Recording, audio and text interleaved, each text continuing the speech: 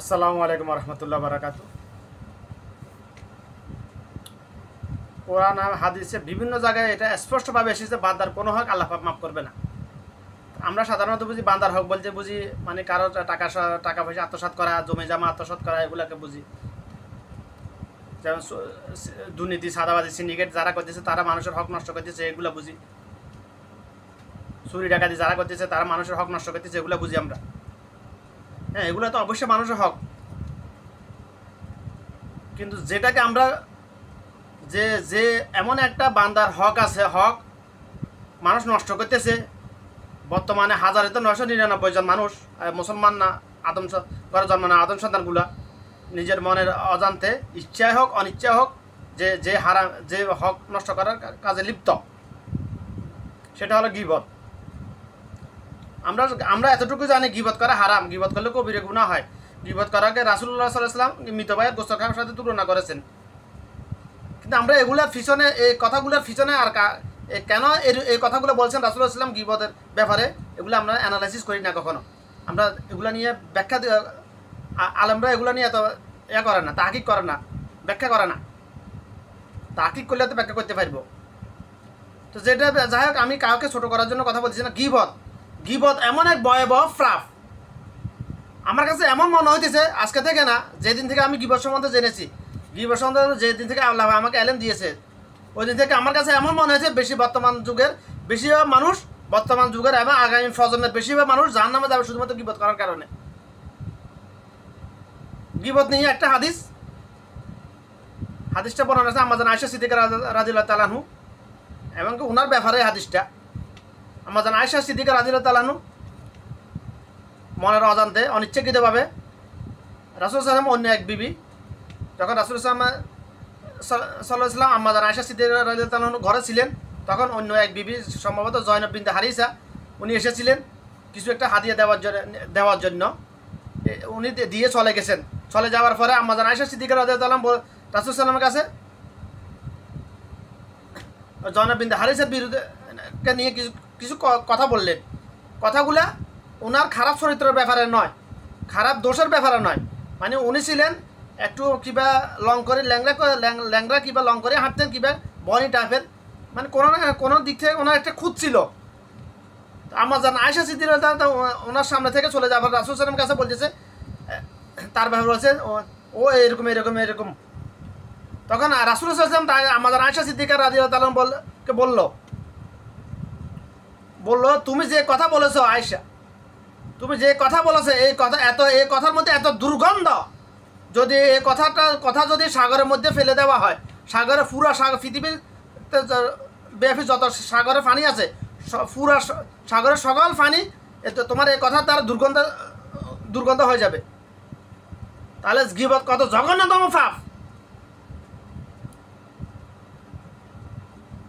আমাদের আয়েশা সিদ্দিকা বলে না যে ও এটা করেছে গীবত করেছে, সবল করেছে, উনি এটা এরকম দোষ করেছে, এরকম বলে নাই।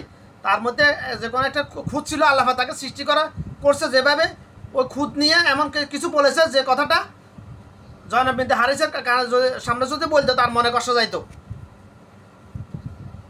এটাকে আর আল্লাহ রাসূল সাল্লাল্লাহু আলাইহি ওয়াসাল্লাম এত জঘন্যতম পাপ হিসেবে আখ্যায়িত করেছেন যে তুমি যে কথা বলেছো, এই কথা যদি সাগরে ফেলে দেওয়া হয়, সাগরের পানি দুর্গন্ধ হয়ে যাবে।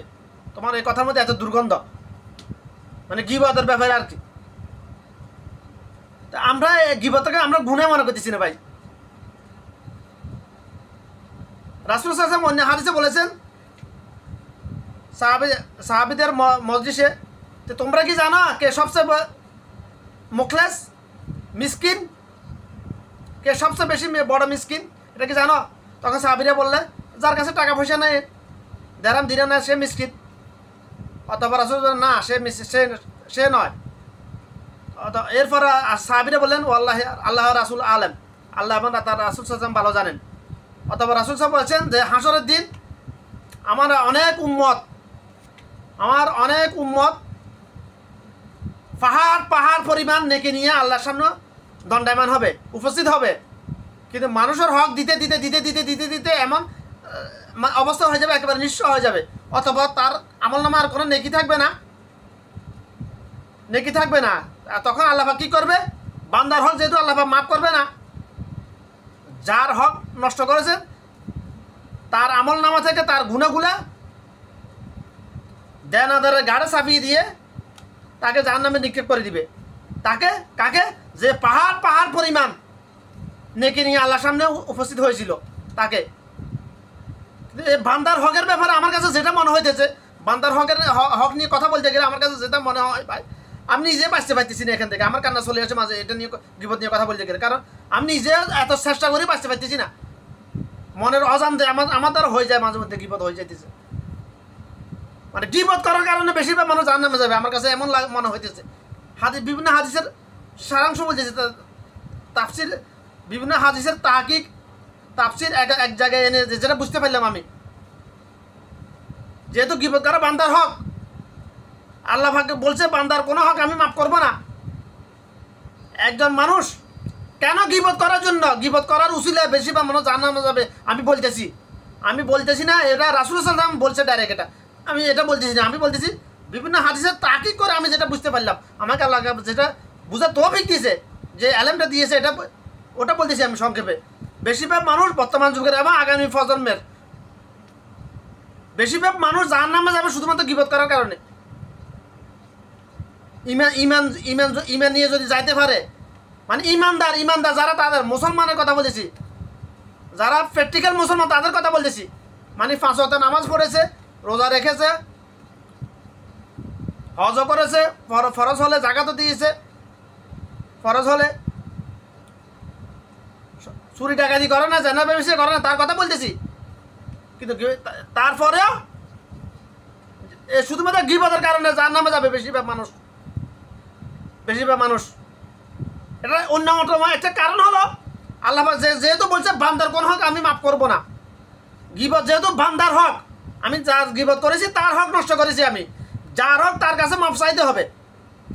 এখন আমরা তো গীবত করাটাকে এটা মানুষের হকে মনে করি না, হারামে মনে করতেছি না।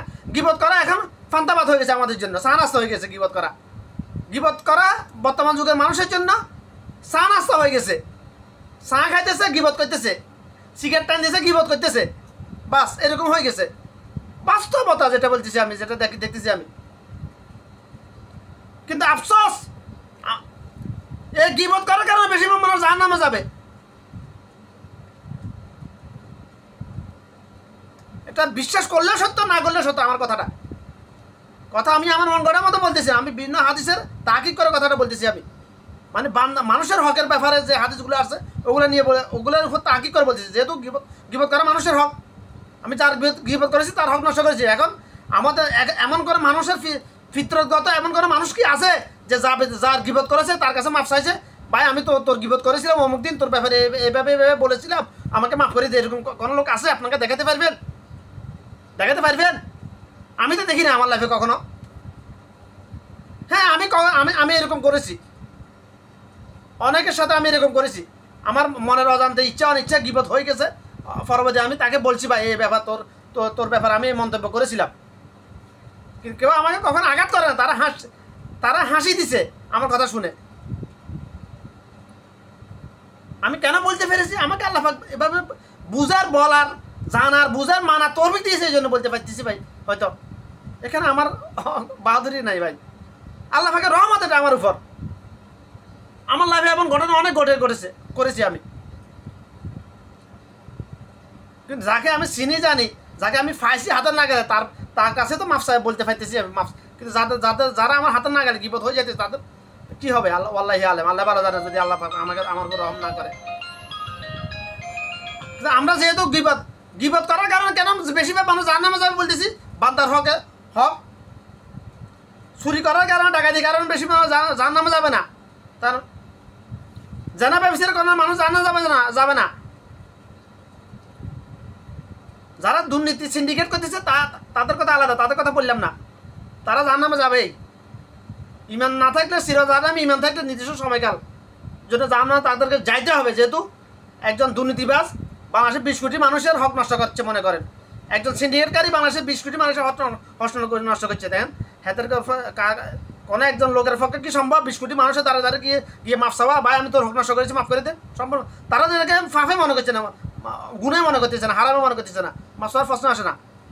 ওদের কথা বললাম না, আমি সাধারণ মানুষের কথা বলতেছি। আমি সাধারণ মানুষের কথা বলতেছি, সাধারণ মানুষের মধ্যে যারা মুমিন মুসলমান তাদের কথা বলতেছি।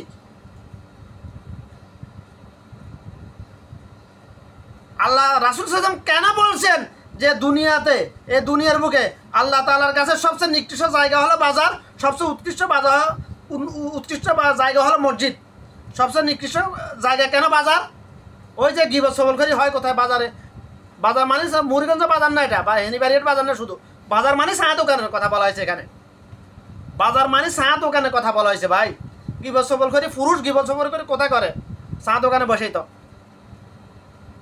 গীবতের ভয়াবহতা জঘন্যতম পাপ।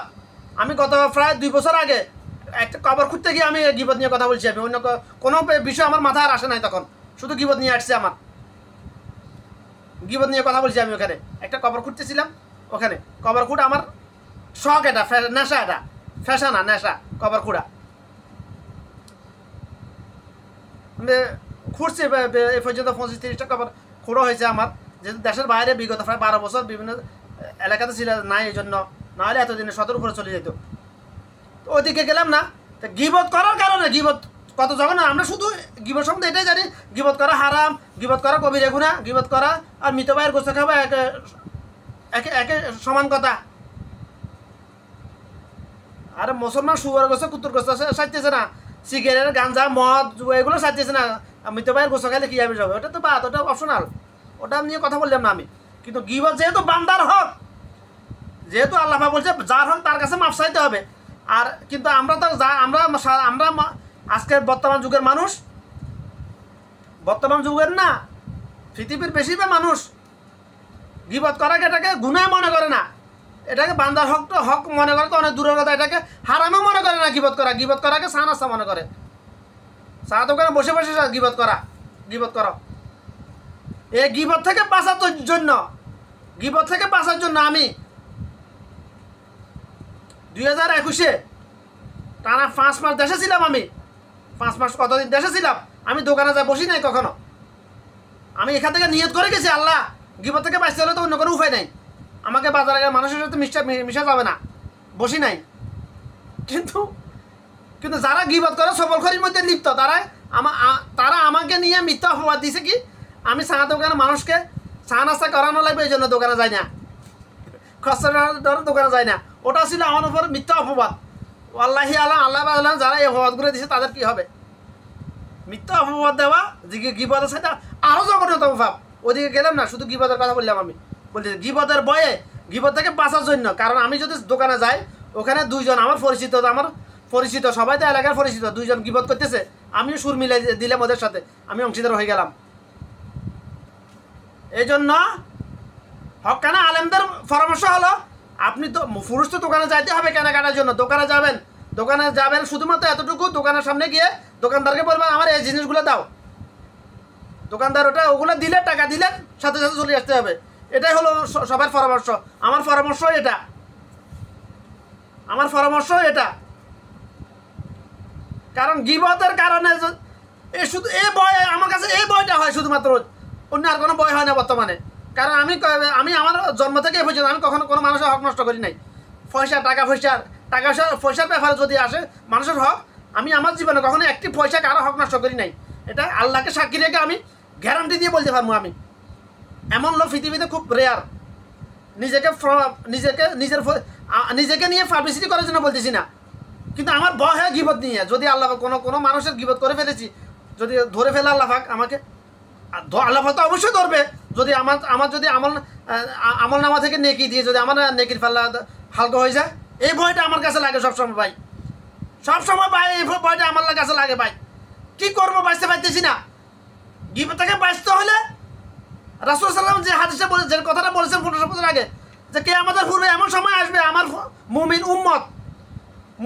উম্মত তার ঈমান ধরে রাখার জন্য, ঈমানের উপর অটল থাকার জন্য পাহাড়ে সুরে চলে যাবে, জঙ্গলে চলে যাবে, পাহাড়ে সুরে চলে যাবে, সাথে সঙ্গী হিসেবে নিয়ে যাবে শুধুমাত্র বকরি, মানে সম্বল হিসেবে বকরি নিয়ে যাবে, শুধু আর কিছু নিয়ে যাবে না। ওই সময় ওটা হচ্ছে কিয়ামতের আলামত। রাসূল সাল্লাল্লাহু আলাইহি ওয়াসাল্লাম এটা কিয়ামতের আলামতটা শুরু হয়ে গেছে বিগত অনেক বছর আগে থেকে বাংলাদেশে। ওই আলামতটা শুরু হয়েছে কে আমাদের বড় বড় যে আলামতগুলো, কে আমাদের নিকটবর্তী যে বড় বড় এগুলো সবগুলো বাংলাদেশ থেকে শুরু হইতেছে। অনেক প্রমাণ আছে, কয়টা লাগবে, সবগুলো বাংলাদেশ থেকে শুরু হইতেছে। কারণ মাজাব নিয়ে, ধর্ম নিয়ে ফেরকাবাজি, ফেতনাবাজি সব বাংলাদেশেই। ওয়ার্ল্ডের আর কোনো দেশে এত ফেতনাবাজি নেই। আমি ওই যে মাজাবের কথা আজকে বললাম না, আমি বলতেছি গিবত। কারণ চা দোকানে নিয়ে বসে থাকে, এটা আর স্টেটে কোথাও নাই। এভাবে চা দোকানে গিয়ে বসে থাকার সিস্টেম নাই, উঠে যেতে হবে তোমাকে, খাওয়া শেষ উঠে যেতে হবে, বসে গল্প গুজব করার এখানে সিস্টেম নাই, অপশন নাই, সময় নেই এখানে, উঠে যাও আর অন্য কাস্টমার আসবে। বাংলাদেশের মধ্যে সিস্টেম টিভি চালিয়ে দিবে, কাস্টমার ধরে রাখা, কাস্টমার আসার জন্য টিভি চালাই দিবে, সিনেমা নাটক চালাই দিবে, অর্ধ উলঙ্গ নাচ গান চালাই দিবে, এরকম সিস্টেম আরব দেশে কোথাও নাই। কিয়ামতের যে বড় বড় যে আলামতগুলো নিকটবর্তী, ওগুলো ওগুলা আমার মনে হইতেছে, আমি কনফার্ম ওগুলো বাংলাদেশ থেকে শুরু হইতেছে সবগুলা। রাসূল সাল্লাল্লাহু আলাইহি ওয়াসাল্লাম 72 ডলার কথা বলছেন, ওটা বাংলাদেশ থেকে শুরু হয়েছে, ওটা বাংলাদেশ থেকে শুরু হয়েছে। আর গীবতের নিয়ে কথা বলতে গেলে ভাই আমার কান্না চলে আসে ভাই, আমি নিজে বাঁচতে পারতেছি না। কারণ যেহেতু জীবনে কত মানুষের গীবত কেন এত ভয়াবহ, কেন আমি বলতেছি এটা তো খোলাসা করতে, কেন আমি বলতেছি বেশি মানুষ জাহান্নামে যাবে গীবতের উজুল্লা, গীবতের কারণে। যেহেতু গীবত বান্দার হক, এটা অন্য একটা কারণ হয়েছে। গীবতকে আমরা এটা গুনাহ মনে করি না, মানুষের হক তো মনে করা তো অনেক দূরের কথা, এটাকে আমরা হারামও মনে করতেছি না। বেশিরভাগ মালতে 1999 জন মানুষ, এটাকে আমরা হারামও মনে করি না, অন্যের হক নষ্ট করতেছি, এটা তো অনেক দূরের কথা। যেহেতু আমরা এটাকে গুনাহ মনে করি না, হারামে মনে করি না, অন্য হকে মনে করতেছি না, তো মাপ চাওয়ার তো প্রশ্ন আসে না। আর মাপ কেন যাবো আমরা? এটাকে গুনাহ পাপ, এটা যে পাপ মনে করলে তো মাপ চাবো আল্লাহর কাছে দোয়া করবো, আল্লাহ আমাকে এটা থেকে হেফাজত করো।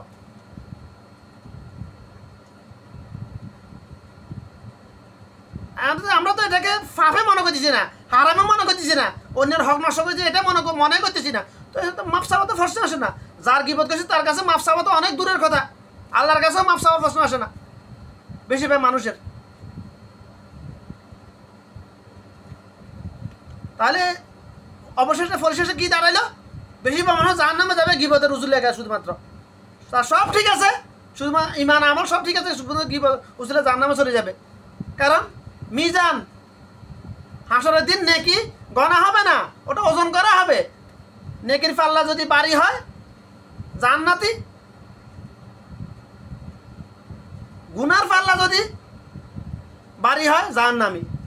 এখন আমি নেকি নিয়ে উঠেছি, মনে করেন 1 মিলিয়ন নেকি নিয়ে উঠেছি, কিন্তু আমার 1 মিলিয়ন নেকি, কিন্তু আমার গুণও আছে এখানে 1 মিলিয়ন থেকে কিছুটা কম মনে করেন। কিন্তু আমার জন্য জান্নাত ওয়াজিব ছিল, কিন্তু আমার এমন সময় ফাওনাদার এসে উপস্থিত ফাওনাদার ভুলে গেল, ফেরেশতাদের দায়িত্ব ওকে দেখাই দেওয়া, তুই অমুকের কাছে ফাওনা হাবি, অমুক লোক তোর গীবত করেছে, অমুক লোক তোর সম্পদ মারি খাইছে, তোর টাকা মারি খাইছে, তোর সম্পদ বাপ দিনে সম্পদ মারি খাইছে, তাকে গিয়ে ধর। এটা ফেরেশতারা দেখাই দিবে। যদি কেউ ভুলেও যায়, ভুলবে না, ভুলে গেলেও ফেরেশতারা দেখায়, এটা ফেরেশতার দায়িত্ব। ওই কাজ করার জন্য অনেক ফেরেশতা আল্লাহ নিযুক্ত করে রেখেছেন।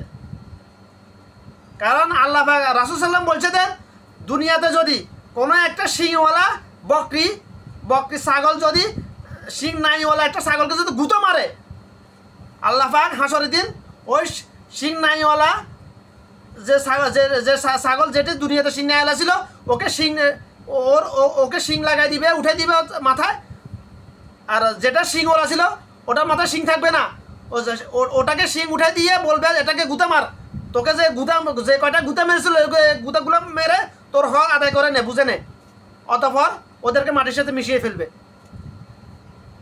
মানে শুধু মানুষের হক না, কোনো পশু যদি অপর পশুর উপর জুলুম করে, ক্ষমতার ব্যবহার করে, আল্লাহ ওটারও ইনসাফ করে ছাড়বেন। তো সেখানে মানুষের বেলায় কীভাবে বুঝাবো আমি, কীভাবে বুঝাবো? তার মানে আবার এই না সিংহ হরিণকে খেয়ে ফেলেছে এই জন্য হরিণকে বলবে না, এরকম ওই ব্যাপারে নয়, স্বজাতির ব্যাপারে আসছে।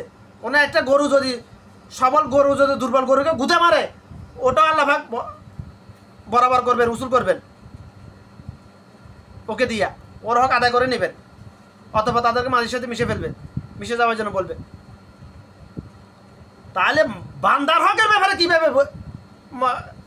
বুঝবেন আপনারা? কীভাবে কি মনে করতেছেন আপনারা যে যারা গীবত করতেছেন কে না করতেছেন? সবাই গীবতের মধ্যে লিপ্ত ভাই, সবাই লিপ্ত। 1999 জন আমার গীবতে লিপ্ত ভাই। বলে আমি তুই নির্লিপ্ত না? হ্যাঁ, আমি নিজেও মনের অজান্তে জড়িত হয়ে যাইতেছি, কিন্তু আফসোস দুঃখ লাগে, কিন্তু তার জন্য আল্লাহর কাছে দোয়া করতেছি ভাই, সর্বোচ্চ চেষ্টা করতেছি এগুলো থেকে বেঁচে থাকার জন্য। আমি সর্বোচ্চ চেষ্টা করি, আমার সামনে কেউ গীবত করলে গীবত থেকে বাঁচার জন্য একটাই উপায়, অনুপস্থিত ব্যক্তির নামে নেবেন না।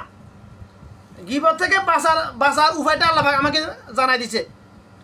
গীবত থেকে বাঁচার একটাই উপায়, অনুপস্থিত ব্যক্তির ব্যাপারে বা অমুক লোকটা কেমন আছে এটাও জিজ্ঞাসা করবেন না, অমুক লোক ভালো আছে না এটাও জিজ্ঞাসা করবেন না। এটা জিজ্ঞাসা করাটা না উত্তম। আমি এই প্রচারণা করতেছি, এই দাওয়াতটা আমি সবার কাছে দিতেছি। আমি বিগত অনেক বছর 5-6 বছর আগে থেকে এই দাওয়াতটা আমি দিয়ে যাইতেছি। আমি ভাই তুই আমার সামনে তুই আসা, তোর কথা বল। আমি টেলিফোনে কারোর সাথে কথা বললে আমি বলি ভাই তোর কথা আমার কথা অন্য কারো কথা বলিস না। কি করবো? যাকে বলতে পারি তাকে বলি, সরাসরি বলি, অন্য কারো কথা বলিস না, গীবত হয়ে যাবে। প্রথমে দুই একটা ভালো কথা বলবো। শয়তান তো লেগে আছে, প্রত্যেক আদম সন্তানের পিছনে শয়তান লেগে আছে। আল্লাহর কসম প্রত্যেক আদম সন্তানের পিছনে শয়তান লেগে আছে 24 ঘন্টা। শয়তানের ঘুম নাই, নিম নাই, শয়তানের দুর্বলতা নাই। মানুষকে দিয়ে ফাঁক পাস করানোর জন্য শয়তান লেগে আছে। এটা শয়তানের ওয়াদা আল্লাহর সাথে, যে তোমার কোনো এক আদম সন্তানকে আমি ছাড়বো না, জান্নাতে নিয়ে যাওয়ার চেষ্টা করে যাবো আমি। এটা শয়তানের ওয়াদা। আর আদম সন্তানের ওয়াদা ছিল তুমি আমাদের রব, তুমি আমার রব। রুজগাতের সকল আদম সন্তান আল্লাহর সাথে এই ওয়াদা করে তুমি আমার রব, তোমার আদেশ দিশের সকল আদেশে আমরা মেনে চলবো। এই ওয়াদা করে দুনিয়াতে আসে মুনাফিকি শুরু করে দিচ্ছে আল্লাহর সাথে। কে রব? কোথায় রব? কিসের রব? আর দুনিয়াতে মস্ত বড় খাওয়া দাও পুত্তি করো, বাস এই স্লোগান শুরু করে দিয়েছে শয়তান। কলবে মানে দুনিয়ার লোক ঢুকে দিছে। দুনিয়ার প্রতি মহাব্বত সমস্ত গুনাহের মূল নয়, দুনিয়ার প্রতি অতিরিক্ত মহাব্বত সমস্ত গুনাহের মূল। দুনিয়ার প্রতি মহাব্বত যদি না থাকে তাহলে আমার ঠেকা পড়ছে না ভাই, এত কষ্ট করে কামাই করে আমার বহুলা খাবাইতাম, আমার মা খাবাইতাম। ওটাই তো দুনিয়ার প্রতি মহাব্বত, ওটাই দুনিয়ার প্রতি মহাব্বত। অতিরিক্ত মহাব্বত বা সমস্ত গুনাহের মূল। হুব্বুদ দুনিয়ার আসুকুল্লি খাতিয়া, এই হাদিসের অনুবাদটা হয়েছে দুনিয়ার মহাব্বত সমস্ত গুনাহ না। এখানে দুনিয়ার প্রতি অতিরিক্ত মহাব্বত সমস্ত গুনাহের মূল। এটা তাহকিক হলো, এটা মানে উত্তম, এটার সঠিক তাফসীর হলো এটাই। দুনিয়ার প্রতি মহব্বত হলো ওই যে আল্লাহ পাকের রহমত থেকে একটা রহমত, আল্লাহ পাকের ভালোবাসা থেকে একটা ভালোবাসা মানুষকে সৃষ্টিগুলোর মধ্যে দিয়ে দিছে, ওইটাই হলো দুনিয়ার প্রতি মহব্বত। একজনের প্রতি একজনের টান, মায়া, মহব্বত, ভালোবাসা। তোকে ছাড়া আমি বাঁচবো না, তোকে না পেলে আমি মরে যাব, এগুলো হচ্ছে দুনিয়ার প্রতি মহব্বত সাময়িক। কিন্তু দুনিয়ার প্রতি অতিরিক্ত মহব্বত হলে সমস্ত গুনাহের মূল। মানুষ কি আসলে রিজিকের জন্য ফাপ কাজ করতেছে? না, কসম আল্লাহ। পৃথিবীর কোনো মানুষ ফ্যাট ফালার জন্য ফাপ কাজ করতেছে না। এরকম পরিস্থিতি বর্তমান পৃথিবীতে এখন আর নাই। আগে ছিল কোনো এক সময়, এখন আর নাই। বর্তমান যুগে ফিলিস্তিনের কথা বা অন্য ফাংশন, ফিলিস্তিন ছাড়া অন্য কোনো দেশের কোনো মানুষ খাবারের অভাবে মারা যাইতেছে এরকম ইতিহাস পৃথিবীতে নাই বর্তমানে। আফ্রিকার জঙ্গলেও নাই, জঙ্গলে মানুষ না খায় মরতেছে না। তারা বানর শিকার করে খাইতেছে, হনুমান শিকার করে খাইতেছে। কুত্তা খায় না তারা, কুত্তা ছাড়া সব প্রাণী তারা খায় আফ্রিকার আদিবাসীরা। তো মানুষ ফ্যাট ফেলার জন্য, নিজের এবং অন্য ফ্যাট ফেলার জন্য ফোকাস করতেছে না। দুনিয়ার রং তামাশার জন্য, দুনিয়ার সাকসিকের জন্য প্রতি আকৃষ্ট হওয়ার কারণে মানুষ পাপ কাজ করতেছে, হারাম খাইতেছে, হারাম কাজ করতেছে।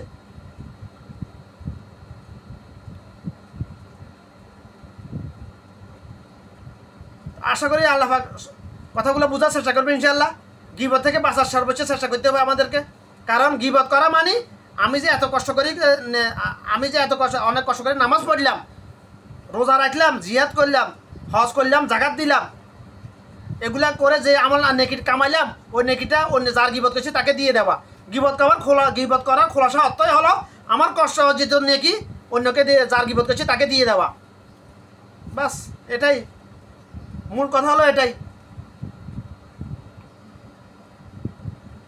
একটা বিষয় বুঝাতে গেলে অনেক কথা বলা লাগে, এই জন্য এতক্ষণ অনেক কথা বলছি, কিন্তু সর্বশেষ যেটা বলছি এটা হলো মূল পয়েন্ট।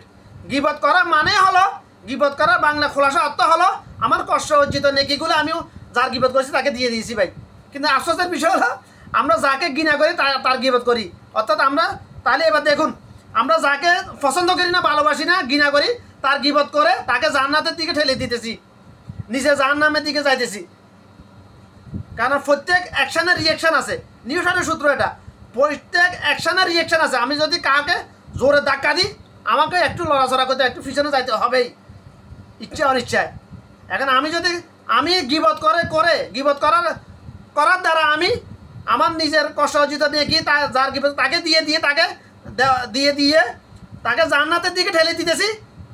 ওই ঠেলার ধাক্কার রিয়েকশানের কারণে আমি জাহান্নামের দিকে আস্তে আস্তে চলে যাইতেছি, আমি অগ্রসর হইতেছি। গিবতের খোলাসা অর্থ হলো এটাই, সংক্ষিপ্ত তাফসীর হলো এটাই, সবচেয়ে গুরুত্বপূর্ণ কথা হলো এগুলাই।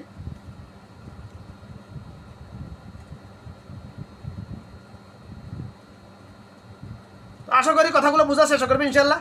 কেন এত নিজের কষ্ট অর্জিত, এত কষ্ট করে বাঙ্গাসুরা নেকি করে আমল করে এগুলো মানুষকে দিয়ে দিতেছেন গিবত করার কারণে, গিবত করে। কারণ বলে কেমনে তুই কেন জানো, তুই কি কবরে গেছত নাকি? ভাই কবরে তো টাকা চলে না ভাই, কবরে টাকা চলে না। ও আশা যখন ওমানিকে করলাম হাতে হাসি উঠছে, কি টাকার লেনদেন প্রসঙ্গে হঠাৎ করে আল্লাহ পাকে এলেনটা যখন আমাদের কিছু, কবরে তো টাকা চলে না, কবরে টাকা চলে না ভাই, ওখানে নেকির বিনিময় হবে, শুধু নেকির বিনিময় হবে। এখন গিবত করছি, আমার কাছে হক পাইব, হকের বিনিময়ে আমাকে নেকি দিয়ে দিতে হবে। এখন আমার আমল নামা থেকে নেকি দিলে আমার আমল নামাটা আস্তে আস্তে হালকা হয়ে যাবে না? এখন তাহলে এটার অর্থ কী জানাইছে, আমি ওকে যার গিবত করেছি তাকে নেকি দিয়ে তার আমল নামাটা নেকের ফাল্লা বাড়ি করে দিতেছি, আমার নেকের ফাল্লাটা হালকা করে করতেছি আস্তে আস্তে, তাকে জান্নাতের দিকে ঠেলে দিতেছি, আমি জাহান্নামের দিকে অগ্রসর হইতেছি। গিবত করা খোলাসা অর্থ হলো, অনুবাদ হলো এটাই ভাই, গিবত করার খোলাসা অনুবাদ হলো এটাই। আপনি কলবে কথাগুলো ঢুকুক আর না ঢুক এটাই সত্য, আপনি বুঝলেও সত্য, না বুঝলেও সত্য, জানলেও সত্য, না জানলেও সত্য। এটা গিবত করার অর্থ করা মানে হলো এটা। গিবত করা হারাম, গিবত করা কবিরা গুনাহ, গিবত করা মৃত ভাইয়ের গোস্ত খাওয়া, একই কথা। কথাগুলো আল্লাহ রাসূল সাল্লাল্লাহু আলাইহি ওয়াসাল্লাম বলেছেন, এটা সত্য। গিবত নিয়ে অন্যান্য এবং অন্যান্য অনেকগুলো হাদিস আছে, ওই হাদিসে যে কথাগুলো বলছে ওগুলো সারাংশ, ওগুলার মানে সব জায়গায় অর্থ সবগুলো একত্রিত করে তাকিক করার পর আমি যেটা পাইলাম এটা হলো ওটা সারাংশ হলো এটাই। গিবত করা মানে আমার নিজের কষ্ট অর্জিত নেকি যার গিবত করছি তাকে দিয়ে দিতেছি। এই ভয় আমার সবসময় ভয় হয় এটা, কিন্তু মাঝে মধ্যে আমি আশাবাদী যে আমি তো সর্বোচ্চ চেষ্টা করছি গিবত থেকে বাঁচি থাকার জন্য, কিন্তু বেশিরভাগ মানুষ চেষ্টা করতেছে না। আমার গিবত তো করতেছে অনেক মানুষ, এই জন্য ক্রস ম্যাচিং হয়ে যাবে, হয়তো ব্যালেন্স হয়ে যাবে ইনশাল্লাহ। এই আশা রাখি আল্লাহর কাছে। এই আশা থেকে মাঝে মধ্যে নিজেকে মনকে সান্ত্বনা দিই আর কি করবো, নাহলে ভয় হয় আমার 24 ঘন্টা। কারণ একজন মানুষকে নির্দিষ্ট সময়কাল জাহান্নামে যাওয়ার জন্য শুধুমাত্র একজন মানুষের গিবত করাই যথেষ্ট। আল্লাহি আলেম, আল্লাহ ভালো জানে কি হবে। আবার বলতেছি, একজন পরিপূর্ণ মুমিন মুসলমান যার উপর জান্নাত ওয়াজিব হয়ে গেছে, এরকম একজন মুসলমানের জন্য জাহান্নামে নির্দিষ্ট সময়কালের জন্য জাহান্নামে যাওয়ার জন্য শুধুমাত্র একজন মানুষের গিবত করাটাই যথেষ্ট হয়ে যাবে। নাউজুবিল্লাহ, যদি আল্লাহ তার উপর রহম না করে।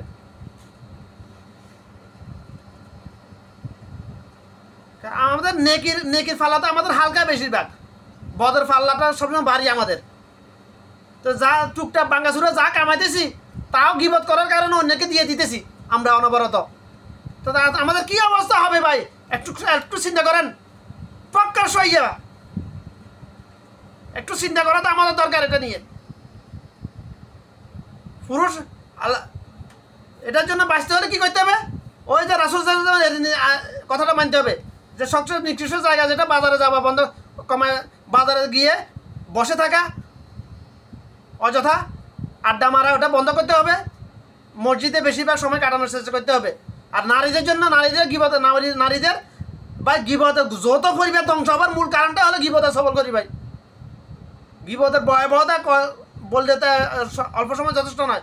যৌথ পরিবার ধ্বংস হওয়ার মূল কারণটা হলো গিবত, নারী গিবত সবল করি করা।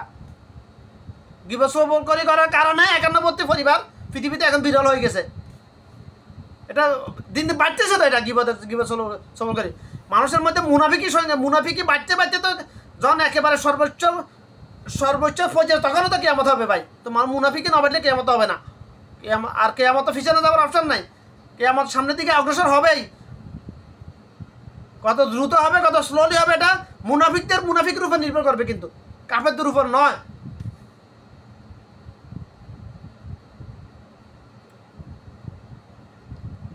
কারণ পৃথিবীর বাস্তবতা যেটা দেখতেছি আমি মানুষ নিয়ে, যেহেতু আমার মানুষের উপর আমার টানা 25 বছরের রিচার্জ, এই জন্য আমি কথাগুলো বলতে ফাইতেছি। আমি প্র্যাকটিক্যালি আমি যা দেখেছি বিগত 25-26 বছর পর্যন্ত, ওটা বলতেছি আমি। 25-26 বছর কেন বলতেছি, আমার বয়স 25-26 না ভাই। আমার প্রথম 8-10-12 বছর পর্যন্ত আমি এত কিছু বুঝে শিখিনি।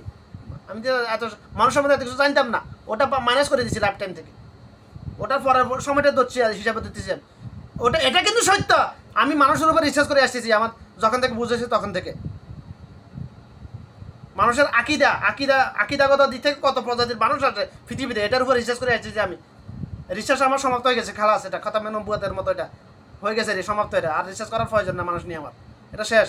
এটা এলেম আল্লাহ পাক পরিপূর্ণ করে দিয়েছে আমাকে মানুষ নিয়ে।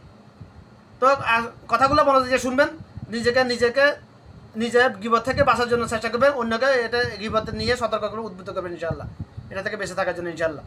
আল্লাহ সবাইকে তৌফিক দান করুন। আমার তৌফিক ইল্লা বিল্লাহ, আউযু বিল্লাহি মিনাশ শাইতানির রাজিম, রব্বি জিদনি ইলমা। সবসময় কলবকে আল্লাহর জিকিরে ব্যস্ত রাখবেন, তাহলে পাপ কাজ গিবত থেকে বেঁচে থাকতে পারবেন।